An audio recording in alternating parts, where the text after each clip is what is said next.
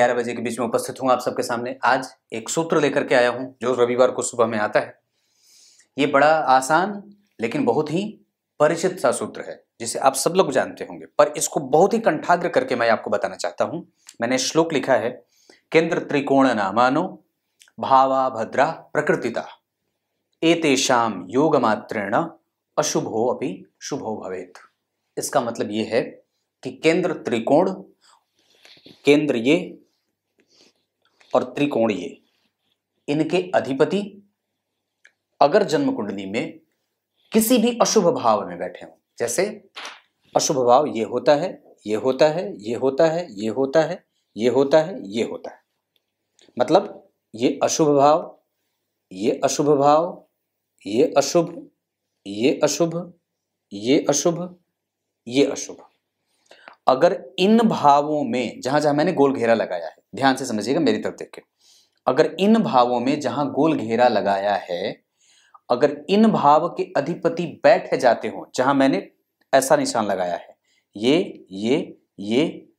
और ये, अगर केंद्र और त्रिकोण के अधिपति अगर इन भावों में बैठ जाएंगे तो इन भावों में भी शुभत्व की वृद्धि कर देंगे। क्लियर है? मतलब शुभता रहेगी। ये बहुत बड़ा सूत्र है जो कि जीवन में कुंडली को देखने में बहुत उपयोगी सिद्ध होता है। दूसरा, अगर इन भाव के अधिपति मतलब 12वां, दूसरा, तीसरा, छठा और 8वां, अगर इन भावों के अधिपति, ये पहले लाइन में यही बात लिखी गई है कि इन भावों के अधिपति अगर यहां बैठ जाएं, यहां बैठ जाएं, यहां बैठ जाएं, यहां बैठ जाएं, यहां बैठ जाएं या यहां बैठ जाएं, तो इनके शुभ प्रभावों में कमजोरी कर देते हैं। बस ये 2 लाइन की बात थी। इसका सिद्धांत ये तो 2 लाइन का था, पर यह है बहुत गंभीर, क्योंकि अब आपको इस बात पे फोकस करना होगा कि 12वें भाव के अधिपति जिस भी भाव में बैठेंगे उस भाव की कमतरी जरूर करेंगे, मतलब उस भाव के फल को कमजोर करेंगे। अगर 9वें भाव के अधिपति 12वें भाव में बैठेंगे तो जरूर ही 12वें भाव में थोड़ी सी शुभत्व की वृद्धि करेंगे, मतलब वो जातक के लिए लाभदायक होगा। अगर इन दोनों का परस्पर संबंध बनता रहे, जैसे केंद्र के अधिपति हैं यहां बैठ गए तो ये और भी अच्छी बात हो जाए, यहां के अधिपति हैं यहां बैठ जाए तो ये और भी अच्छी बात हो जाए, अगर यहां के अधिपति हैं यहां बैठ जाए तो और भी ज्यादा अच्छी बात हो जाए, अगर यहां के अधिपति हैं यहां बैठ जाए या यहां बैठ जाए तो और भी अच्छी बात हो जाए।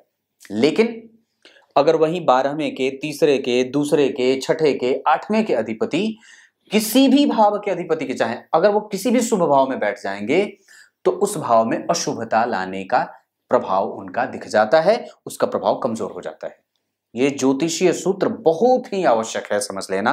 कुछ इसी तरीके से आज के कार्यक्रम का समापन करते हैं। ये छोटा सा सूत्र जो निस्संदेह आपको भाव फल कथन करने से तो रोकता ही है, साथ ही साथ ये भी बता देता है कि कैसे फलादेश करना चाहिए।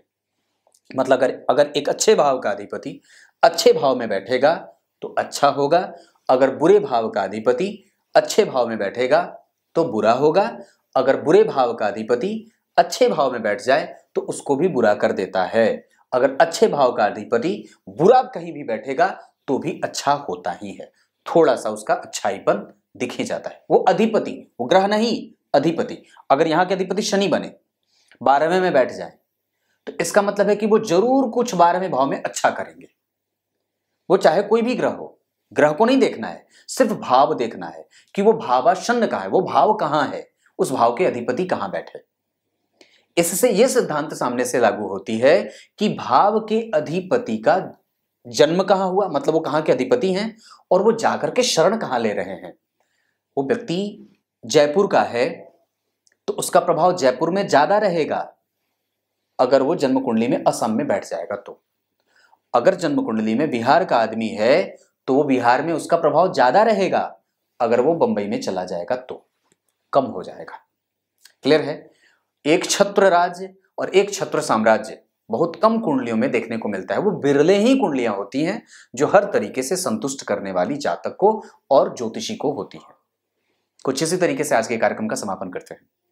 शाम का कार्यक्रम जरूर देखिएगा, बिल्कुल बंद करके आंखें मैंने उसे बनाने का प्रयास किया है और पूरा कुंडली बंद आंखों से देखा है। तब तक के लिए बहुत बहुत नमस्कार।